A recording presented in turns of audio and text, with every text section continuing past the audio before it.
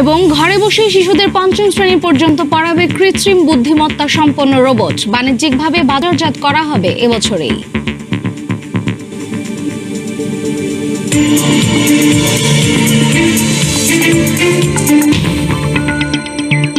ছোট্ট শিশুকে স্বরবর্ণ শেখাতে লাগবে না গৃহশিক্ষক, এমনকি যেতে হবে না স্কুলেও। ঘরেই শিশুদের পঞ্চম শ্রেণী পর্যন্ত পড়াবে কৃত্রিম বুদ্ধিমত্তা সম্পন্ন রোবট এডুবট।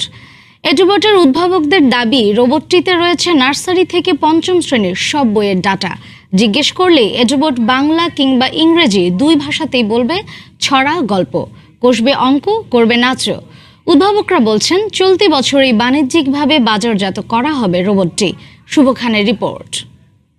আসসালামু আলাইকুম, আমি এডুবট।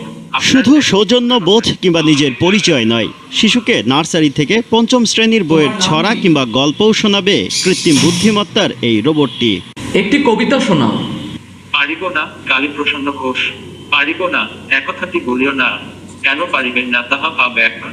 শুধু বাংলা নয়, ইংরেজিতেও সমান পারদর্শী এডুবট, বলতে পারে জোকসও।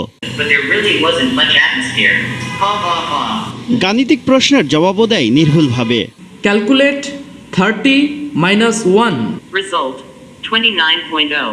এখানেই মুগ্ধতার শেষ নয়, আপনার শিশুকে আনন্দ দিতে শেখাবে নাচও। বিশেষ এই রোবটের উদ্ভাবক Bangladesh university of business and technology BUBTর শিক্ষার্থী আহসানুল আকিব জানালেন, এডুবটে কৃত্রিম বুদ্ধিমত্তার সঙ্গে যোগ হয়েছে API প্রযুক্তির, যা ভয়েস কমেন্টকে টেক্সট আকারে পৌঁছে দেয় এডুবটের কাছে। এছাড়া রোবটটিতে QR দেয় কোনো তথ্য না জানলে তা গুগলে সার্চ করবে, গুগল থেকে টেক্সট নিয়ে ভয়েসে রূপান্তর করে সঙ্গে সঙ্গে বলে দেবে। আমরা এটা নিয়ে কাজ করছি, সেটা হচ্ছে ফেস ডিটেকশন, অর্থাৎ যাকে আমি এই রোবটটা দিব, যাদের কাছে রোবটটা থাকবে তাদেরকে সে চিনতে পারবে এবং তাদের নাম ধরে রাখতে পারবে। সাপোজ 1000 যখন বানাবো তখন আমরা প্লাস্টিক মোল্ডে করব, যখন এটার প্রাইস হয়তো বা 500 সামথিং এরকম হবে। চতুর্থ শিল্প বিপ্লবের কথা মাথায় রেখে রোবোটিক্সে সক্ষমতা বাড়াতে সর্বোচ্চ গুরুত্ব দেওয়ার কথা জানালেন তথ্য ও যোগাযোগ প্রযুক্তি প্রতিমন্ত্রী। রোবোটিক্স পলিসি আমরা তৈরি করেছি, এগ্রিকালচার, তারপরে ইন্ডাস্ট্রিয়াল রোবটস, এই জায়গাগুলোতে আমরা আমাদের সক্ষমতাটা তৈরি করছি।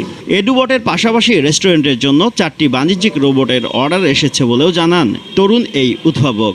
ঘরের বাইরে গেলে অবশ্যই মাস্ক এবং গ্লাভস পরে বের হবেন। শুভ খান, সময় সংবাদ।